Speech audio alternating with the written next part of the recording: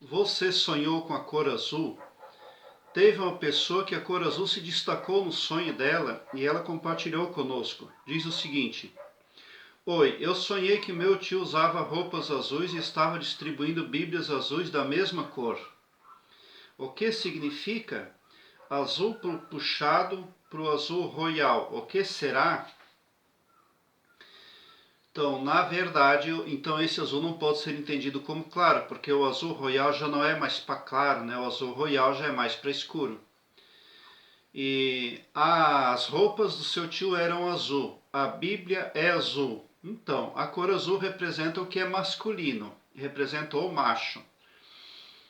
Então, o que o seu tio está vendo, aliás, o que você está vendo ali no seu sonho, é um acometimento psíquico. Ali, o seu tio está se transformando numa pessoa excentricamente machista, talvez inconscientemente, sem querer. Porque a Bíblia, o conteúdo dela é machista. Todos os eventos culpam a mulher. Tudo a mulher é culpada. Nas primeiras páginas da Bíblia, a mulher é culpada por ter comido a maçã e dado a Adão. Dalila é culpada por isso e por aquilo. Lá adiante na Bíblia a mulher é culpada. A rainha má, blá blá blá, morreu pisoteada por cavalos.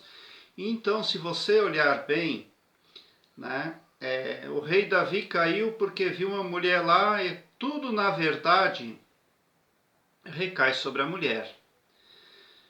Mas por quê? Porque ela é muito alterada. Ela é sim divina, mas o homem alterou ela muito.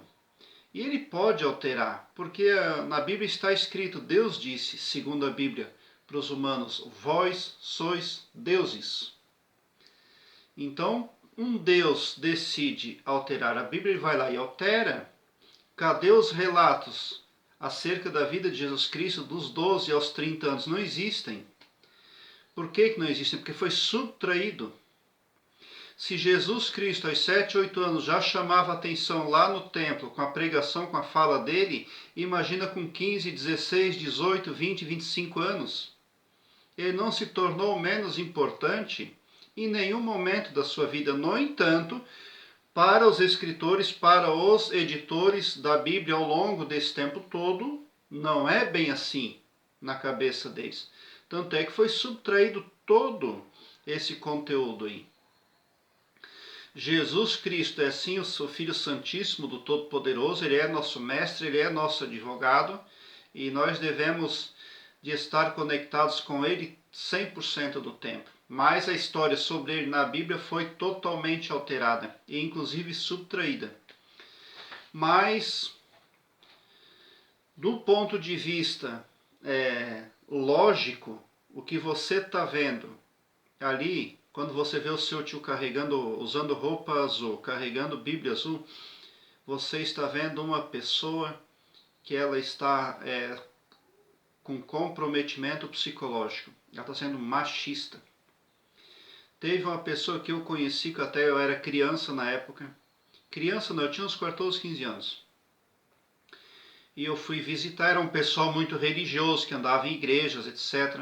Só porque o patriarca daquela família estava com comprometimento mental tão acelerado, que ele dava soco na mesa, ele berrava dentro de casa. Ele devia ter uns 60 anos de idade já.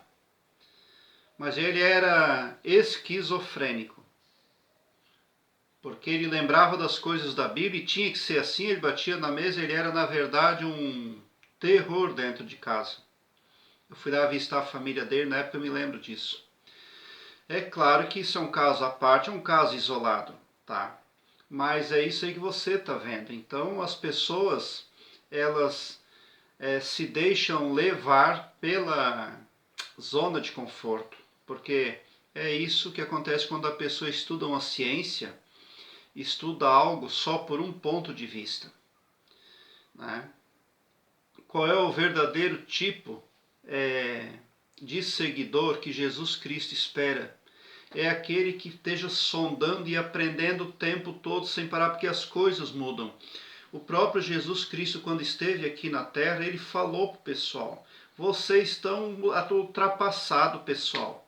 Vocês querem seguir leis que não servem, que já faz muito tempo que isso aí foi feito. Vocês estão dormindo, onde é que vocês estão com a cabeça? Aí vocês querem que eu pegue as pedras agora e apedreje essa pobre mulher aí, que na verdade, com certeza tem menos pecado que vocês, seus marmanjos, marmanjada desavergonhada. Foi o que Jesus Cristo falou no evento lá, que o povo queria que ele apedrejasse aquela mulher que, na visão deles, era uma prostituta. Mas, com certeza, aquela pobre mulher fazia serviços essenciais para aquela machalhada desavergonhada e ingrata. Muito provavelmente. E eles ainda queriam matá-la. Tem gente que é assim, ainda hoje no planeta Terra, existem milhões de pessoas que escravizam a mulher sexualmente e no final matam ela. Tá? É o caso lá desse evento na Bíblia ali que está falando.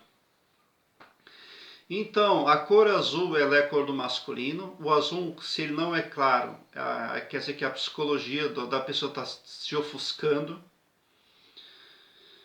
Então, a Bíblia era de cor azul, quer dizer que ali, veja bem, até a Bíblia, no seu sonho, ganhou uma cor. Né? Quando, na verdade, a Bíblia deve ser algo neutro com relação a padrões, né? Mas é isso aí. Agora, quem é a pessoa que está representando lá no sonho, pode ser que seja propriamente o seu tio, ou pode ser alguém que lembra o seu tio. Você olha para uma pessoa e ela lembra o seu tio.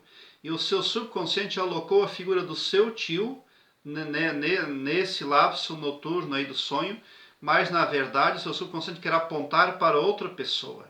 Não propriamente para o seu tio, mas para alguém que você vê na vida desperta e que lembra que o seu tio quando você vê aquela pessoa lá, de alguma forma. Então é isso aí, tá? É um sonho muito claro. A cor azul é uma cor voltada para o masculino. Você viu um masculino usando azul. O conteúdo da Bíblia é voltado para favorecer os masculinos, né? E ali vai. Então, na verdade, você está vendo na vida desperta alguém que está sendo conduzido por um ponto de vista egocêntrico, tá? E aonde não tem ali um padrão de equidade, é isso aí. O que você está vendo é algo que não é equitativo, algo que não é equivalente.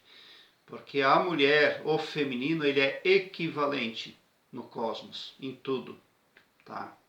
E o que você está vendo ali é excentricidade, a falta de equivalência também. Eu tenho uma playlist aqui no meu canal, onde são discutidos assuntos, falado de assuntos de natureza espiritual. Até vou deixar aqui no card deste vídeo, dê uma olhada, porque pode vir a somar positivamente na busca pelo aumento do seu saber. Deixe o seu like, se inscreva no meu canal e ative o sininho para me seguir, porque quem me segue, segue o bem. Eu terei o maior prazer em interagir com você nos comentários ou querendo mande por e-mail que você quiser me falar. E bote um sorriso largo no seu rosto, porque se você chegou ao meu canal, isso quer dizer que vocês são os sonhadores mais amados do cosmos, porque o meu trabalho eu faço sempre com muito amor. Muita gratidão por assistir aos meus vídeos.